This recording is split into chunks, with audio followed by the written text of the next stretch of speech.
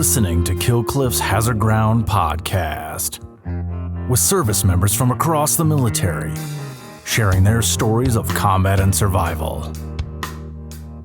And now, here's your host, Mark Zinno.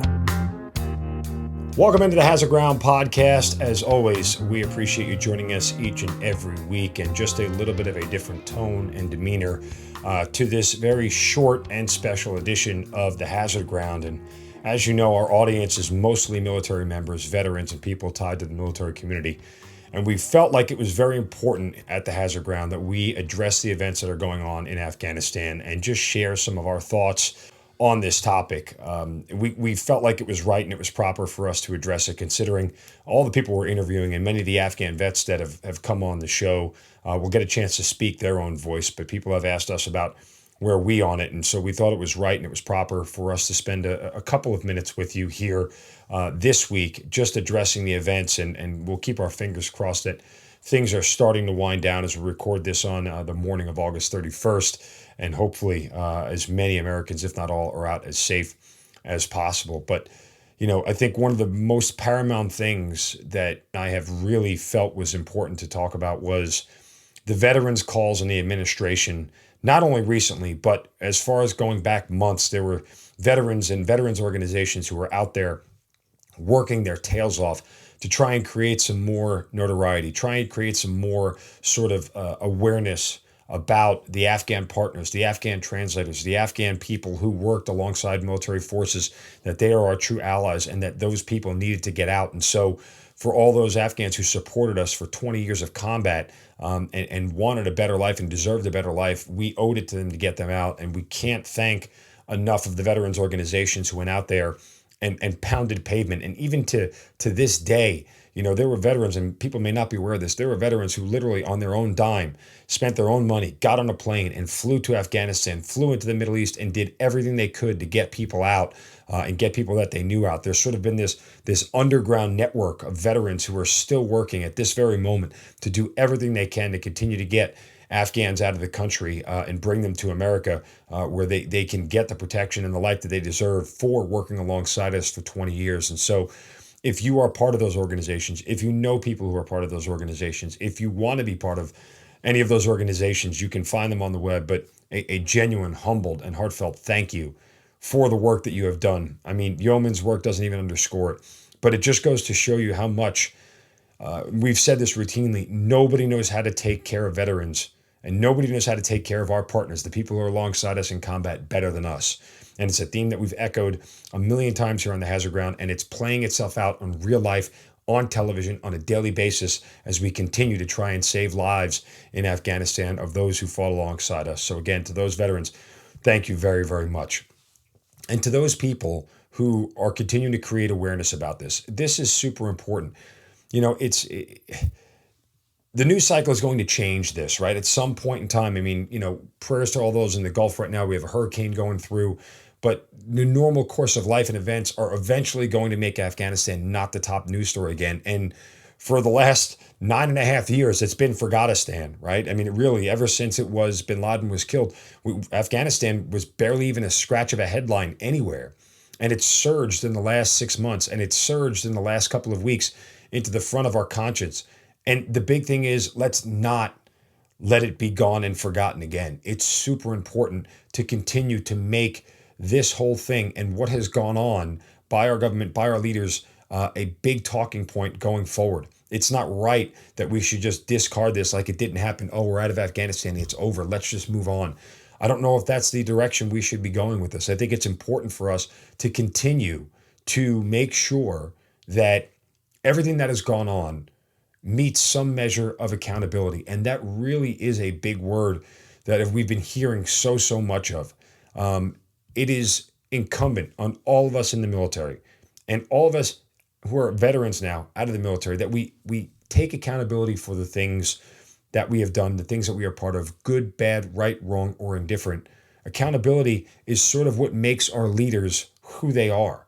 And the ones that we choose to follow and the leaders that we choose to respect and the leaders that we think the highest of, well, we might not agree with every decision. The ones who choose accountability and stand there and take responsibility for what has gone on are the leaders that ultimately we respect and we follow. And it is incumbent on us in our community to continue to call for accountability and ask for accountability for everything that has gone on, all the way up to the highest levels. If we don't do that, then we are abdicating our own responsibility as veterans, as soldiers, as Marines, sailors, airmen. All the branches are getting rid of the responsibility of an oath that we all took.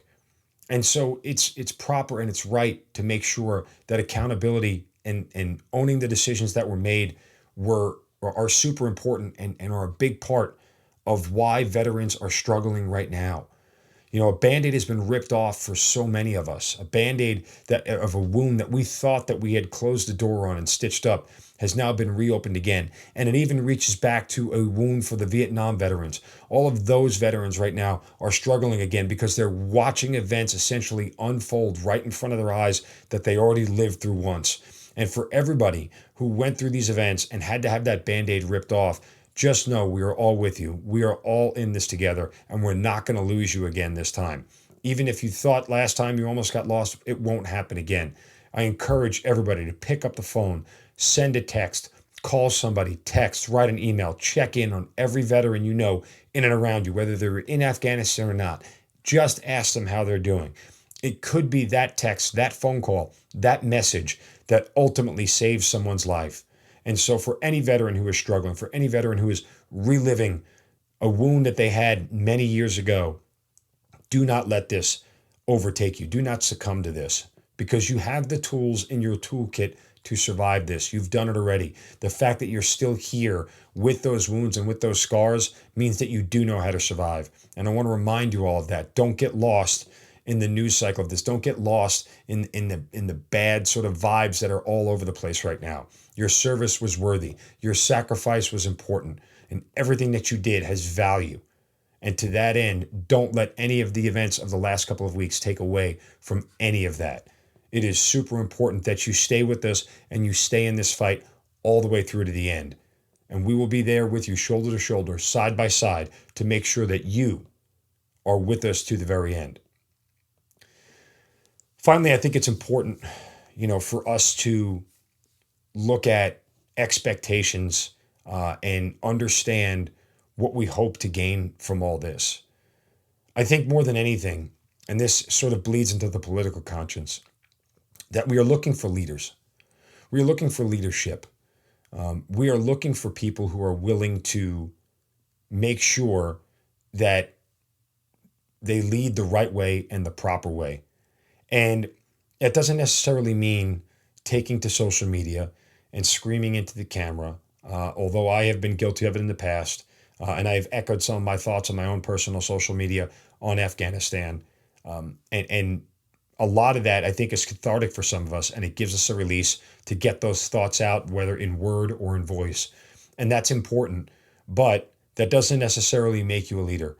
And what we've seen from the events from, a Marine Lieutenant Colonel who has now resigned his commission as of the time that we are recording this, this isn't a commentary on that individual or what he's chosen to do, but right now what we need more than anything are calls for inclusiveness, calls for togetherness, and sticking side by side with each other.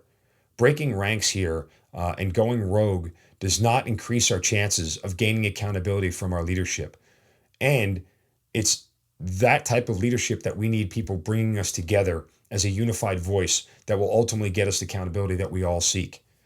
And so as we go through the next couple of days and weeks with all this, please think long and hard about the kind of leader that you want to be. And it doesn't matter whether you're an E3 or an O9. It doesn't matter what your rank is. Whether you're a veteran now or a current service member, you are a leader, and you are in this with all of us together. And your role in it, while it might not be the biggest piece of the pie, it is an important piece of the pie. And it's super important that you take on a leadership role when it comes to all this. Do what's right. Hold others accountable. Hold others to the standard. Make sure they are doing what's right. And let's all stay in this together and get the accountability that we deserve. I have often hearkened to a story that we have told several times here on the Hazard Ground of Black Hawk Down and the Battle of Mogadishu in Somalia. And when we look for accountability, I can't help, after all this has happened, but think think about Major General William Garrison, who after the Battle of Mogadishu penned a letter claiming full responsibility for everything that had happened and effectively ending his own career.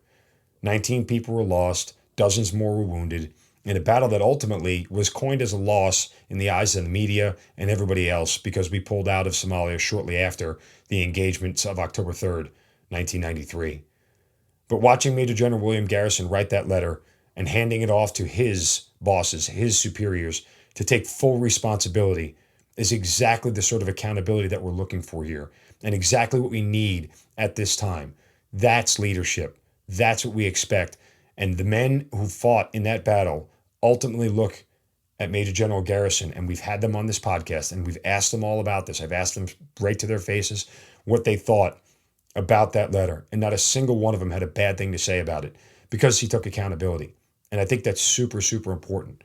And again, especially since it's a story we've told so often here from so many different angles on this podcast, that's the note I want to finish on, that we are hoping for that level of accountability.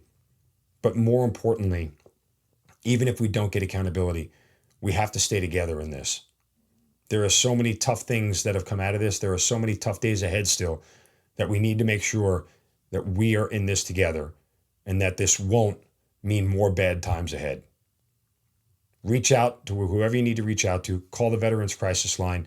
Use the resources available at your disposal. Heck, send us an email here at producer@hazardground.com and we'll get you the resources that you need. I hope you guys continue to consume this podcast, whether audio, video, on our YouTube channel, wherever it may be, because this community that we've created, it's a living, breathing thing, and we can't thank you enough for that. So from the bottom of our hearts, we say thank you for being part of this show each and every week. And that's why I say it at the top of every show, because we really do mean it, and we really are thankful that you are part of this. Wanted to take some time and echo these words and echo these thoughts to you guys, because we felt it was important enough to address it as a show, as a team, and as a community to the viewers and listeners of this podcast, that you know that where we stand. And just know that we stand with you. Thank you guys for listening, and we'll talk to you again soon.